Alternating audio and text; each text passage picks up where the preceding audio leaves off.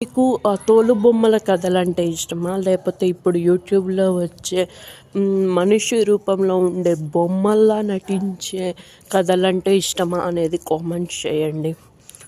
97 kids తల్లిదండ్రులు పిల్లలు ఎక్కువ టీవీ చూస్తున్నారు, టీవీ ముందే కూర్చుంటున్నారు అని ఫీలింగ్ ఉండేది.